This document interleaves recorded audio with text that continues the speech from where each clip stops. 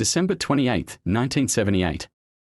Losing an engine. United Airlines Flight 173 is less than 22 miles from Portland International Airport. The plane's engines are flaming out one after another with 2 engines gone. The autopilot can no longer fly the plane. McGrew must get the crippled DC-8 to the airport himself. The engineer struggles to keep the last 2 engines running. We just lost 1 and 2. Flight 173 has now lost all 4 engines with no engines running.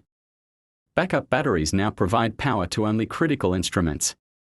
The 100-ton aircraft is losing more than 3,000 feet of altitude a minute. At this rate, they will be lucky to stay airborne for as long as 90 seconds now. Captain McBroom makes a horrifying calculation. Can't make it. The airport is too far away.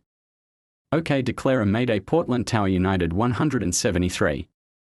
Have you made it? He was cleared. Mayday. And then in a very what seemed to me like a calm, matter-of-fact voice, I could hear the pilot. The engines are flaming out.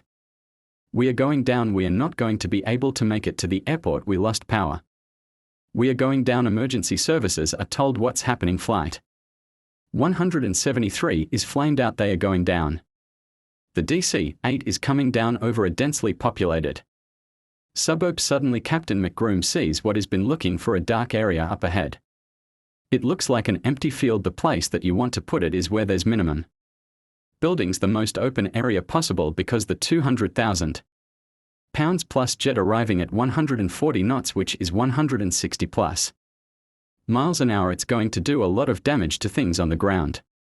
Putting the plane on this narrow strip of land is McBroom's best bet, but as he gets closer he realizes it isn't an open field, but can't make it. It's a heavily wooded suburb and is headed straight for it.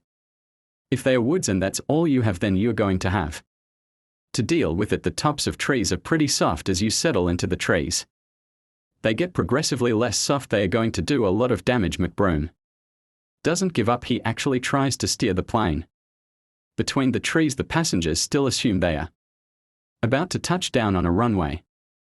We clipped the top of a few trees and that felt like we were making the initial landing at the airport, so my first sense was hooray, we are there, and then all hell broke loose.